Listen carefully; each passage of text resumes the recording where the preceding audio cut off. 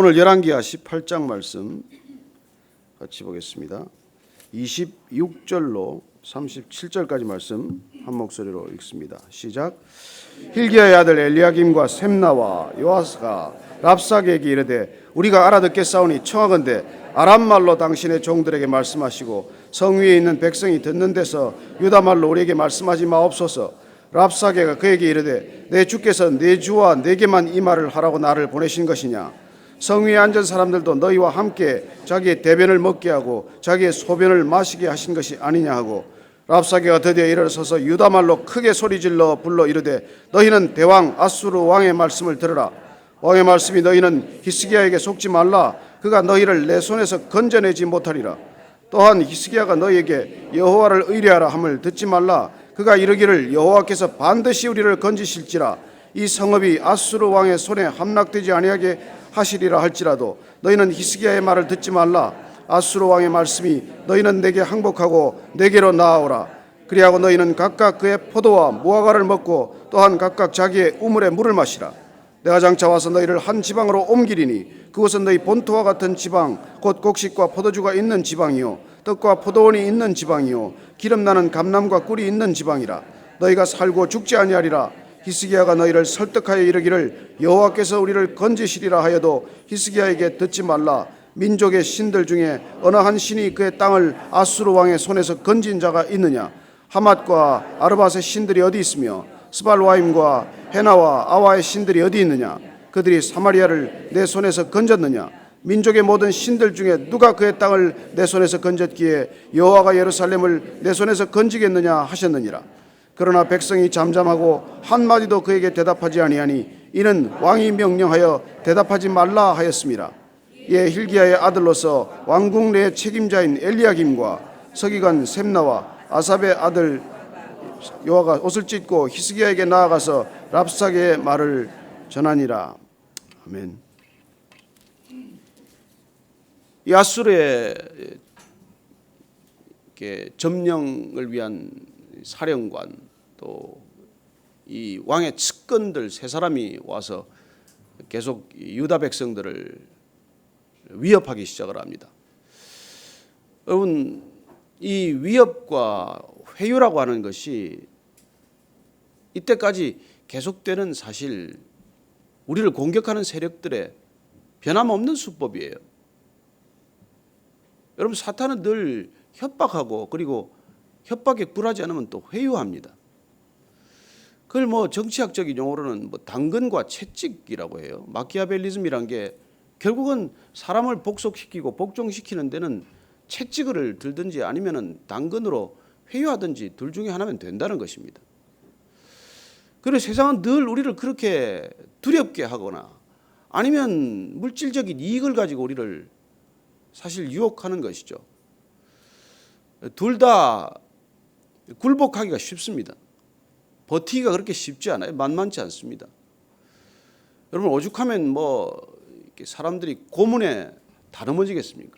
고문을 끝까지 견디는 사람 거의 없지요.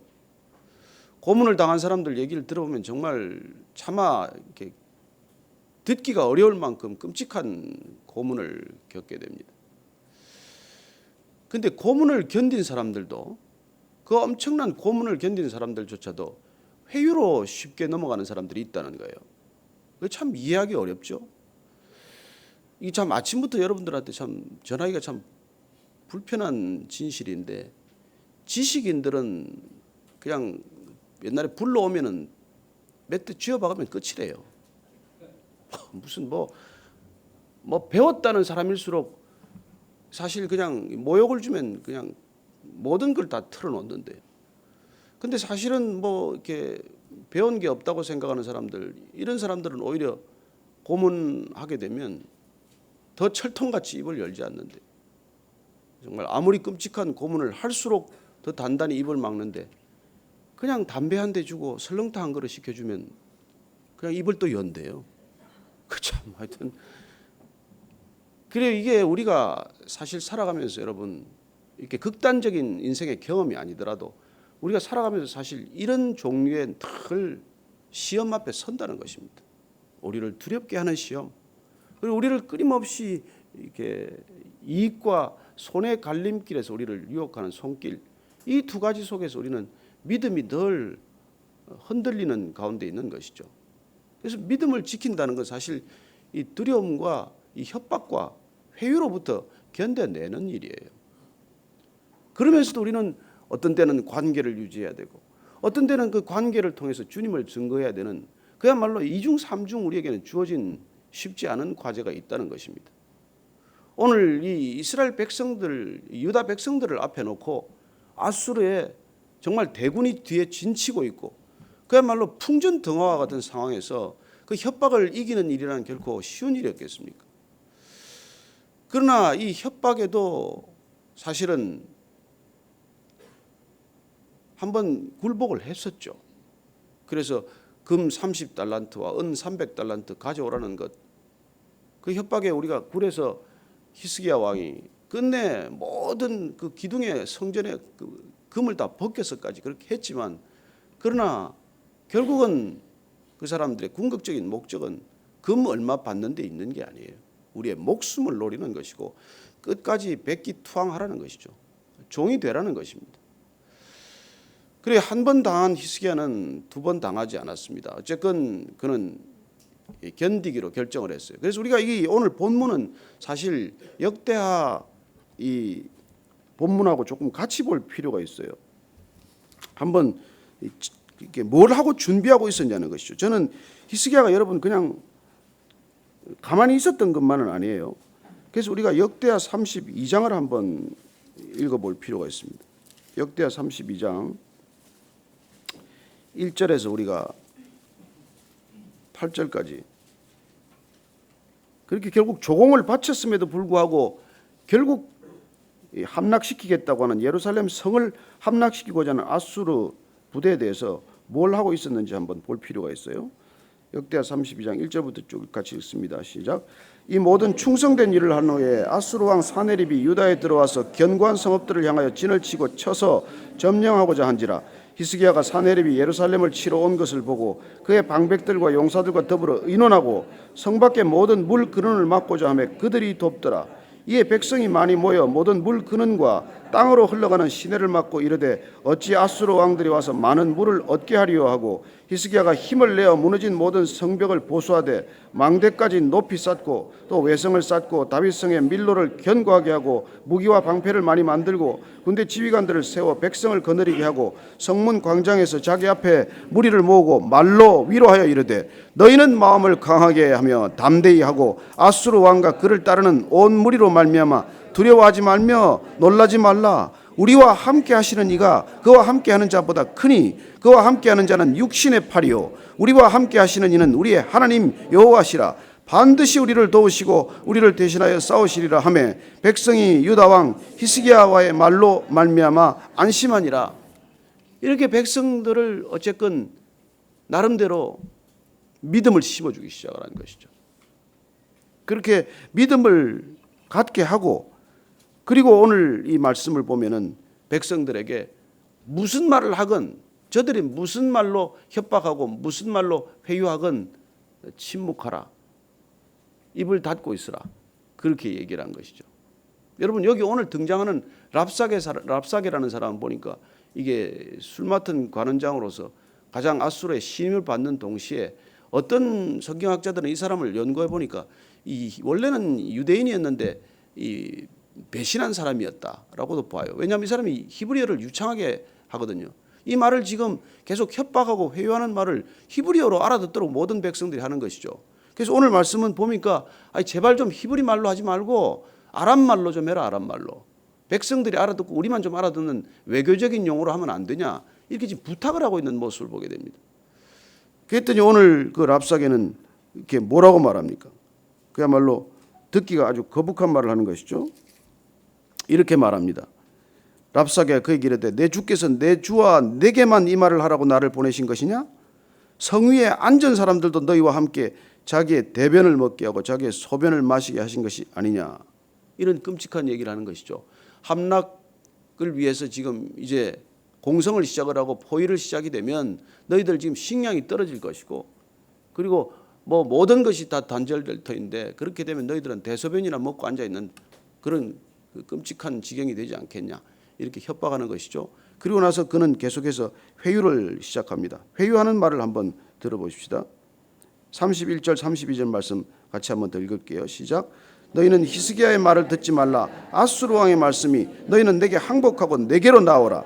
그리하고 너희는 각각 그의 포도와 무화과를 먹고 또한 각각 자기의 우물의 물을 마시라. 내가 장차 와서 너희를 한 지방으로 옮기리니 그것은 너희 본토와 같은 지방 곧 곡식과 포도주가 있는 지방이요 떡과 포도원이 있는 지방이요 기름 나는 감람과 꿀이 있는 지방이라. 너희가 살고 죽지 아니하리라. 히스기야가 너희를 설득하여 이르기를 여호와께서 우리를 건지시리라 하여도 히스기야에게 듣지 말라. 자 보십시오. 랍사게는 계속해서 지금 심리전이 시작이 됐습니다. 여러분 사실은 전쟁은 심리전에서 결판이 나요. 먼저 심리적으로 위축이 되면 싸워보지도 않고 사실 싸우면 끝난 것이죠. 걔가 뭐 싸움할 때 꼬리 내리면 끝난 거 아닙니까? 끊임없이 좌우지간 사람을 두렵게 하는 것이죠. 그런데 이 랍사게가 끊임없이 이렇게 얘기함에도 불구하고 오늘 이 백성들이 아무런 대꾸도 하지 않습니다. 그리고 히스기야 왕이 특별히 명령하기를 그 앞에서 잠잠하라고 얘기하는 것이죠. 오늘 우리가 정말 주목해야 될 부분은 이 세상의 시끄러운 소리에 대해서 잠잠해야 할 때가 있다는 것입니다. 히스기야 왕이 이런 적들의 끊임없는 위협과 회유에도 불구하고 잠잠하라고 한 이유가 무엇이겠습니까? 여러분 지금 압도적인 병력과 군사력을 가지고 지금 덮치고 있는 중이에요. 그들은 기세등등합니다.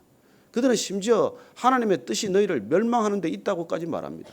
모든 말로 모든 웅변으로 모든 그 협박과 회유로 이스라엘 백성들을 두렵게 하고 어떻게든지 먼저 굴복시키는 것이 목적이죠.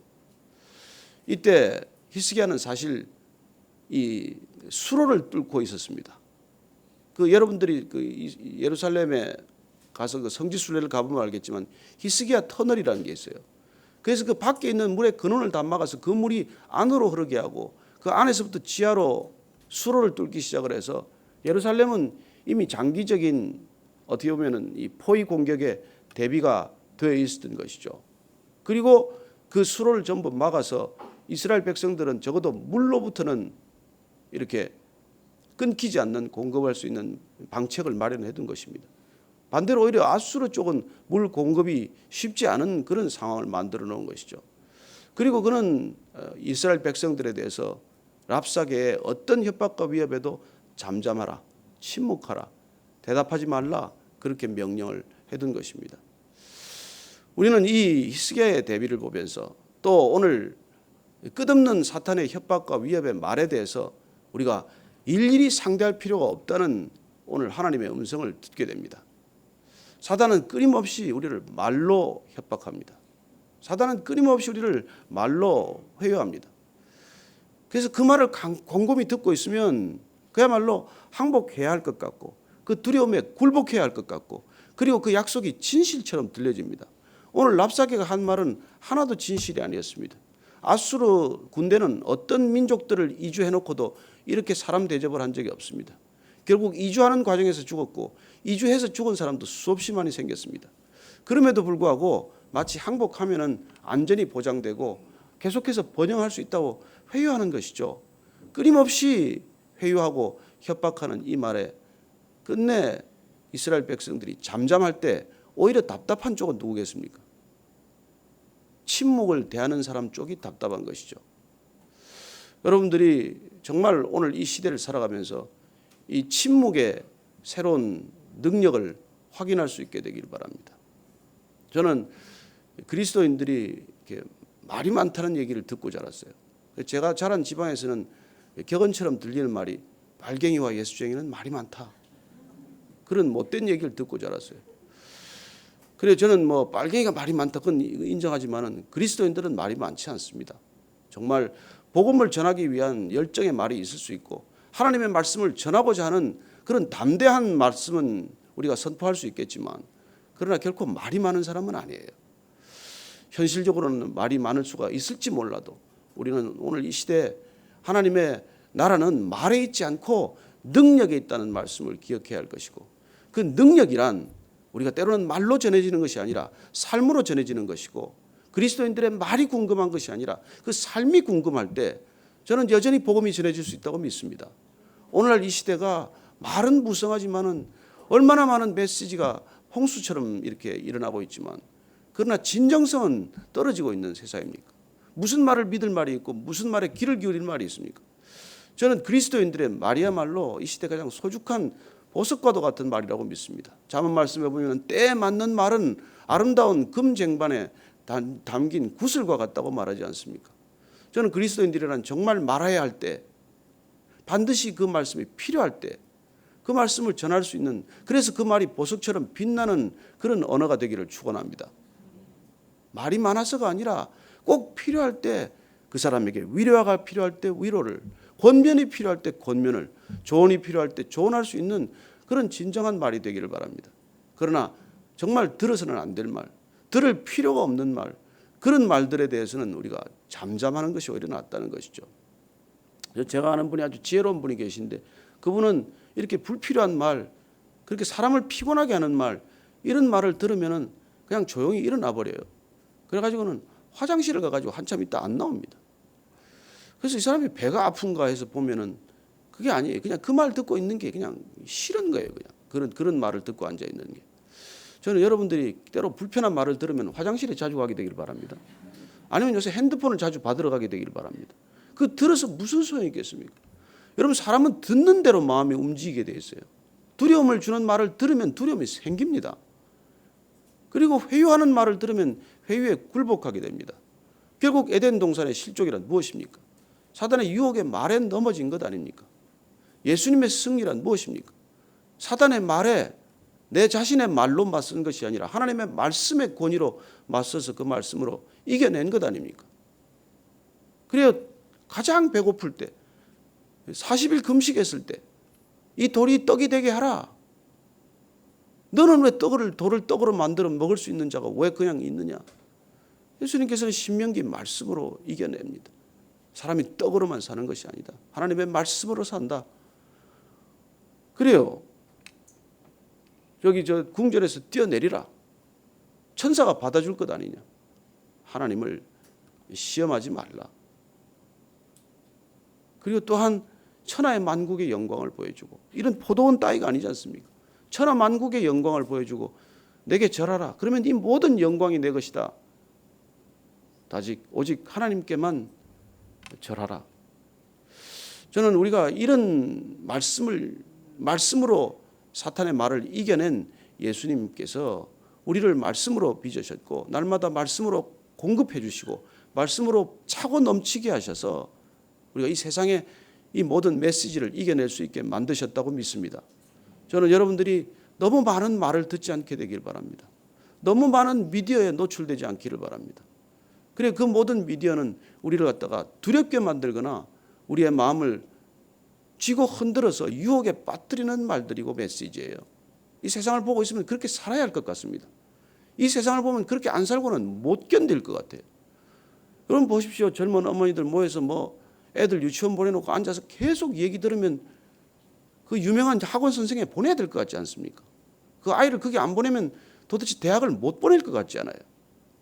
그러나 중심을 잡고 저는 어떤 어머니들이 정말 이 교육 시스템 전체를 신뢰하지 않고 아이 교육은 내가 책임진다. 그렇게 정말 이 가정교육, 이 홈스쿨링 하는 어머니들 보면 정말 놀라운 그런 대담한 능력들을 가지고 있어요. 저는 이 시대를 보면은 정말 이게 기독교 가정들은 홈스쿨링 시대로 가야 되지 않나, 그런 생각을 하게 됩니다. 종종 학교 가서 배우고 듣는 것, 또래 아이들한테 배우고 듣는 것, 그 모든 것들이 아이들을 두렵게 하거나 아니면 회유하는 것들이 전부이기 때문이죠.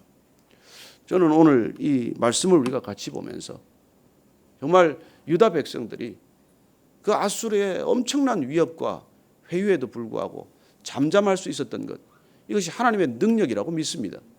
여러분, 여리고성을 어떻게 함락시켰습니까? 여리고성을 끝까지 돌 때 이스라엘 백성들은 한마디도 하지 않았습니다. 양각 나팔을 불었지만 이스라엘 백성들은 잠잠히 침묵했습니다. 그 침묵의 엄청난 위압감, 중압감을 느꼈을 것이고, 저는 여리고 성이 무너지기 전에 그 무서운 침묵 앞에서 여리고성 주민들의 마음이 녹아내렸고 그들의 마음이 먼저 무너졌을 것입니다.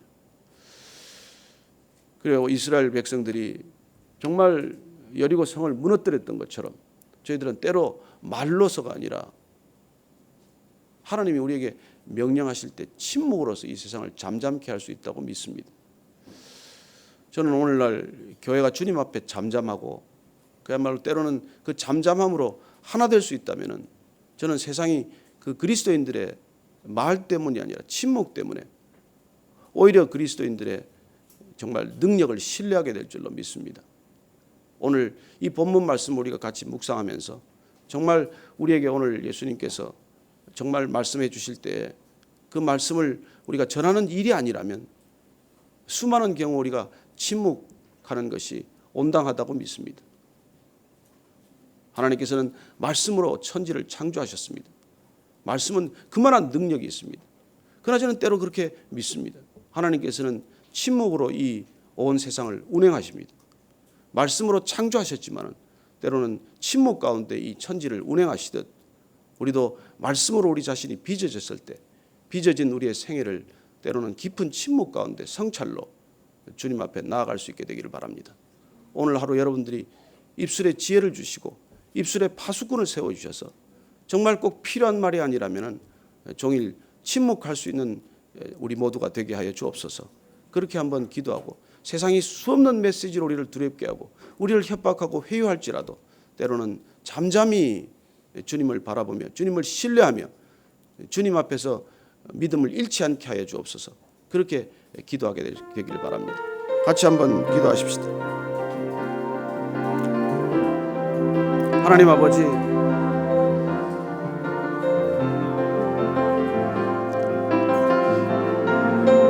주님께서 우리에게 때로는 입술에 말씀을 주셔서 그 말씀을 전하도록 하지만 때로는 저희들에게 침묵을 주셔서 침묵할 수 있는 놀라운 능력을 허락해 주셨습니다. 주님, 필요한 말이 아니라면 침묵할 수 있도록 도와주시고 주님의 말씀의 능력이 아니라면 내 말의 능력이 아니라 침묵의 능력으로 오늘 주님을 증거하게 하여 주옵소서.